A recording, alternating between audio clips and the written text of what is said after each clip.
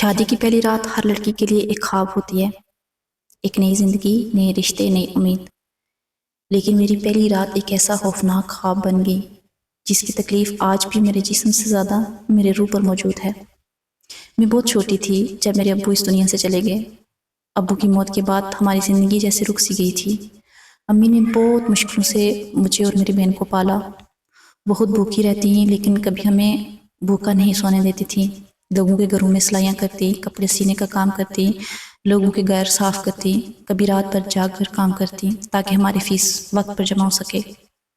میں ہمیشہ اپنی امی کو دیکھ کر سوچتی تھی کہ ایک دن میں اتنی کامیاب بنوں گی کہ امی کی ساری تکلیفیں ختم کر دوں گی۔ شاید اسی لیے مجھے بہت کانفیڈنٹ لڑکی کہتے تھے۔ مجھے اپنی تعلیم پر فخر تھا، اپنی پرورش پر یقین تھا، اپنی تربیت پر مان تھا اور اپنی ماں پر مکمل اعتماد بھی۔ میں نے اپنی ڈگری مکمل کر لی۔ میری خواہش تھی کہ میں جاب کروں، اپنی امی کا سہارا بنوں، لیکن اسی دوران میری شادی امی کی کزن سے طے ہو گئی۔ امی بہت خوش تھی، وہ بار بار یہی کہتی تھیں کہ بیٹا یہ لوگ اپنے ہیں، تمہیں کبھی تکلیف نہیں دیں گے۔ بس میں امی کی خوشی کے لیے خاموش ہو گئی اور میں بھی یہی سوچ رہی تھی کہ ماں کبھی اپنی بیٹی کے لیے غلط فیصلہ کر ہی نہیں سکتی۔ اور اس طرح میرا رشتہ طے ہو گیا۔ شادی کا دن آیا، ہر طرف خوشیاں تھیں، رشتہ دار، ہنسی، تصویریں، دعائیں۔ میں بھی باقی لڑکیوں کی طرح خواب دیکھ رہی تھی۔ مجھے کیا معلوم تھا کہ یہ خواب صرف چند گھنٹوں میں ٹوٹ جائیں گے۔ رخصتی کے بعد جب میں اپنی امی کو گلے لگایا تو ان کے ہاتھ کانپ رہے تھے۔ وہ میرا بار بار ماتھا چوم رہی تھیں اور میں یہی سوچ رہی تھی کہ امی پریشان نہ ہوں، میں بہت خوش رہوں گی۔ کاش اس وقت کوئی مجھے بتا دیتا کہ کبھی کبھی اپنے ہی لوگ انسان کی زندگی برباد کر دیتے ہیں۔ میں جب سسرال پہنچی تو رسمیں شروع ہو گئیں۔ سب ہنس رہے تھے، بہت خوش تھے۔ سب مجھے دیکھ کر اور بھی زیادہ خوش ہو رہے تھے، لیکن ان ہنسیوں کے پیچھے کتنی نفرتیں چھپی تھی یہ مجھے معلوم نہیں تھا۔ رات ہوئی، میں اپنے کمرے میں بیٹھی تھی، بہت ڈری ہوئی، بہت خاموش۔ اسی دوران میری ساس کمرے میں آئیں۔ انہوں نے میرے ہاتھ میں موجود ساری اسلامی کے پیسے لے لیے۔ میں حیران رہ گئی کیونکہ بچپن سے سنتی آئی تھی کہ اسلامی دلہن کا حق ہوتی ہے۔ میں نے پھر بھی ادب سے کہا امی یہ پیسے تو میرے تھے۔ انہوں نے میری بات سنی لیکن جواب دیے بغیر چلی گئی۔ میرا دل بہت اداس ہو گیا لیکن میں نے سوچا شاید بعد میں واپس کر دیں گی۔ کچھ دیر بعد میرا شوہر کمرے میں آیا۔ میں نے بہت آرام سے، بہت ادب سے ان سے کہا آپ کی امی میری اسلامی کے سارے پیسے لے گئی ہیں۔ بس میری اتنی سی بات سننا تھا کہ ان کا چہرہ بدل گیا۔ ان کی آنکھیں غصے سے سرخ ہو گئیں اور میں بہت زیادہ گھبرا گئی۔ پہلے انہوں نے مجھے بہت گالیاں دینا شروع کر دی، ایسی گالیاں جو میں نے اپنی زندگی میں کبھی سنی ہی نہیں تھی۔ میں حیران تھی، ڈری ہوئی تھی۔ میں بار بار کہہ رہی تھی کہ میں نے تو صرف بات کی ہے، آپ اتنے غصے میں کیوں ہو گئے ہیں؟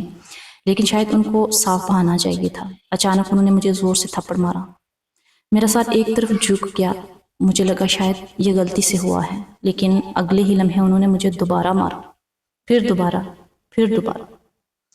میں روتی رہی، چیختی رہی، لیکن اس شخص کو ذرا بھی رحم نہ آیا۔ ان کو اتنی بھی حیا نہ آئی کہ میں ان کی نئی نویلی دلہن ہوں۔ چلیں آج کا دن تو مجھے معاف کر دیں، ابھی چند گھنٹے پہلے ہی ان کے نکاح میں آئی تھی میں۔ وہ مجھے مارتے رہے یہاں تک کہ میرے جسم پر نیل پڑ گئے۔ اس رات میں نے آئینے میں خود کو دیکھا تو میرا چہرہ سو چکا تھا، ہاتھ کانپ رہے تھے اور دل مکمل طور پر ٹوٹ چکا تھا۔ لیکن اصل تکلیف مار نہیں تھی، اصل تکلیف تو یہ تھی کہ جس شخص کو میرا محافظ ہونا چاہیے تھا وہی میری تکلیف کی وجہ بن گیا تھا۔ اگلی صبح میں نے خود کو سنبھالا، سوچا شاید غصے میں ایسا ہو گیا ہو، شاید آگے سب ٹھیک ہو جائے گا، لیکن میں غلط تھی۔ یہ صرف شروعات تھی۔ شادی کے بعد ہر دن میرے لیے عذاب بنتا گیا۔ کبھی کھانے میں کمی بتانے، کبھی کپڑوں پر تنقید، کبھی میری ماں کو برا کہنا، اور اگر میں خاموش نہ رہتی تو پھر مار پڑتی۔ میں اکثر راتوں کو چپکے سے روتی، تکیہ میرے آنسوں سے بھیگ جاتا تھا، لیکن سب سے زیادہ تکلیف مجھے اپنی امی کا خیال آ کر ہوتی تھی۔ وہ سمجھتی تھی کہ ان کی بیٹی بہت خوش ہے اور میں امی کے سامنے خوش ہونے کا ناٹک کرتی تھی۔ میں ان سے جھوٹ بولتی تھی، ہر فون پر یہی کہتی امی میں بہت خوش ہوں، یہ لوگ بہت اچھے ہیں، آپ پریشان نہیں ہونا، کیونکہ میں ان کی باقی زندگی میں پریشانیاں نہیں دینا چاہتی تھی۔ انہوں نے پہلے بھی اپنی زندگی بہت پریشانیوں میں گزاری تھی اور میں نہیں چاہتی تھی کہ میری وجہ سے ایک اور پریشانی ان کے سر پڑ جائے۔ کئی بار دل چاہا کہ سب چھوڑ کر واپس چلی جاؤں، لیکن پھر لوگوں کی باتیں یاد آتی، امی کا روتا ہوا چہرہ یاد آتا اور امی کی وہ خوشی بھی یاد آتی جس کے لیے انہوں نے کہا تھا کہ سب اپنے ہیں، تمہیں خوش رکھیں گے۔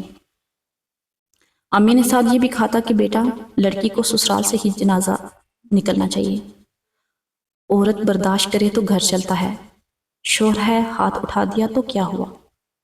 یہ جملے میرے کان میں زہر کی طرح گلتے تھے۔ میں خاموش ہوتی گئی، ٹوٹتی گئی اور بکھرتی گئی۔ میرے شوہر کو میری خاموشی کی عادت ہو گئی تھی، اب وہ چھوٹی چھوٹی باتوں پر بھی مجھ پہ ہاتھ اٹھا دیتے تھے، اور میری ساس، وہ ہر بار اپنے بیٹے کا ساتھ دیتی۔ ایک دن میں نے آئینے میں خود کو دیکھا، وہ کانفیڈنٹ لڑکی کہیں کھو چکی تھی، آنکھوں کے نیچے سیاہ ہلکے تھے، چہرے پر اداسی تھی، اور دل میں صرف خوف باقی رہ گیا تھا۔ میں سوچتی تھی کہ ہر لڑکی کی قسمت ایسی ہوتی ہے، کیا شادی واقعی عورت کی زندگی بدل دیتی ہے، یا پھر کچھ لوگ رشتوں کے نام پر ظلم کرتے ہیں۔ وقت گزرتا گیا، میرے زخم گہرے ہوتے گئے، لیکن ایک دن ایسا آیا جب میں مکمل طور پر ٹوٹ گئی۔ اس دن میرے شوہر نے صرف مجھے مارا نہیں، انہوں نے میری خودداری کو بھی زخمی کیا تھا، اور تب پہلی بار مجھے احساس ہوا کہ برداشت کرنا اور ظلم سہنا دونوں الگ الگ چیزیں ہیں۔ عورت اگر خاموش رہے تو لوگ اسے کمزور سمجھ لیتے ہیں، حالانکہ وہ خاموش صرف اس لیے ہوتی ہے کیونکہ وہ گھر بچانا چاہتی ہے۔ لیکن ہر عورت کے صبر کی ایک حد ہوتی ہے، اور میری حد اب ختم ہو چکی تھی۔ میں نے ہمیشہ یہ سنا تھا کہ عورت صبر کرے تو گھر بچ جاتا ہے، اسی لیے میں ہر ظلم پر خاموش رہی، ہر تکلیف کو قسمت سمجھ کر سہتی رہی۔ لیکن شاید کچھ لوگ عورت کی خاموشی کو اس کی کمزوری سمجھ لیتے ہیں۔ میرے شوہر اب پہلے سے بھی زیادہ بدل چکے تھے، ان کے غصے کی کوئی وجہ نہیں ہوتی تھی۔ کبھی چائے ٹھنڈی ہو جاتی تھی تو تھپڑ، کبھی کھانے میں نمک ہو جاتا تو گالیاں، کبھی اگر میں بیمار ہوتی تو آرام کرنے کی کوشش کرتی، کہا جاتا تمہیں کام کرنے کی عادت ہی نہیں ہے، تم کامچور ہو۔ میری ساس ہر وقت میرے خلاف ان کے کان بھرتی رہتی تھی، وہ جان بوجھ کر ایسی باتیں کرتی کہ گھر میں لڑائی ہو جائے، اور پھر رات کو میرا شوہر مجھے سزا دیتا۔ میں دن بھر کام کرتی، پورا گھر سنبھالتی، لیکن پھر بھی میرے لیے ایک اچھا الفاظ نہیں بولا جاتا۔ کئی بار میں نے سوچا کہ شاید مجھ میں ہی کوئی کمی ہے، شاید اگر میں اچھی بیوی نہ بن جاؤں تو سب ٹھیک ہو جائے گا۔ لیکن انسان جتنا بھی بدل جائے، ظالم کا دل کبھی نہیں بدلتا۔ ایک رات مجھے بہت تیز بخار تھا، میرے جسم میں ہمت نہیں تھی کہ میں بستر سے اٹھ سکوں۔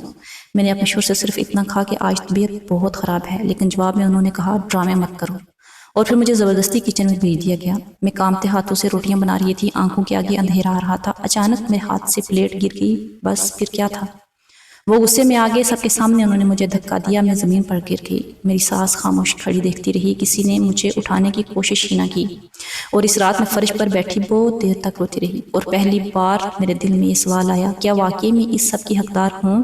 لیکن میں نے اپنی ماں کے لیے یہ سب خاموشی اختیار کی تھی۔ اب میری خاموشی مجھے اندر سے مار رہی تھی، اور بس اس طرح وقت گزرتا گیا۔ دیکھتے ہی دیکھتے میری شادی کو کئی سال ہو گئے۔ لوگ باہر سے ہمیں ایک خوشحال جوڑا سمجھتے تھے، تصویروں میں ہم مسکرا رہے ہوتے تھے، لیکن ان تصویروں کے پیچھے کتنے آنسو تھے یہ صرف میں جانتی تھی۔ پھر ایک دن میری زندگی میں ایسا موڑ آیا جس نے مجھے اندر سے ہلا کر رکھ دیا۔ میں صفائی کر رہی تھی جب اچانک میرے شوہر کا فون بجنے لگا۔ انہوں نے جلدی میں فون گھر چھوڑ دیا تھا۔ میں نے فون اٹھایا تاکہ انہیں بتا سکوں، لیکن اسکرین پر ایک لڑکی کے میسیجز آ رہے تھے، جان، کل رات آپ کے بغیر نیند نہیں آئی۔ میرے ہاتھ کانپنے لگے، میں نے مزید میسیجز پڑھے اور میری دنیا رک گئی۔ وہ کئی سالوں سے کسی دوسری عورت کے ساتھ تعلق میں تھے۔ میں دیوار کے ساتھ بیٹھ گئی، سانس لینا مشکل ہو گیا۔ جس شخص کے لیے میں نے اپنی عزت، اپنے خواب، اپنی خوشیاں قربان کر دی تھی، اس شخص کے دل میں میرے لیے کبھی محبت تھی ہی نہیں۔ اس رات جب وہ گھر آئے، میں نے ہمت کر کے ان سے سوال کیا، لیکن جواب میں معافی نہیں ملی، بلکہ سب سے پہلے سے بھی زیادہ مار پڑی۔ انہوں نے میرا فون توڑ دیا، میرے بال کھینچے اور کہا تم جیسی عورتیں سوال نہیں کیا کرتی۔ اس رات میرے دل میں کچھ مر گیا۔ میں نے آئینے میں خود کو دیکھا، میرا چہرہ زخمی تھا، لیکن اس بار میری آنکھوں میں آنسو نہیں تھے، صرف خاموشی تھی، اور اسی خاموشی میں نے اپنی زندگی کا سب سے بڑا فیصلہ کیا۔ اگلی صبح میں اپنی امی کو فون کیا، میری آواز کانپ رہی تھی، میں بس اتنا کہہ سکی، امی میں تھک گئی ہوں۔ دوسری طرف چند لمحے خاموش رہیں، پھر میری امی رونے لگیں۔ انہوں نے کہا بیٹا، مجھے پہلے کیوں نہیں بتایا؟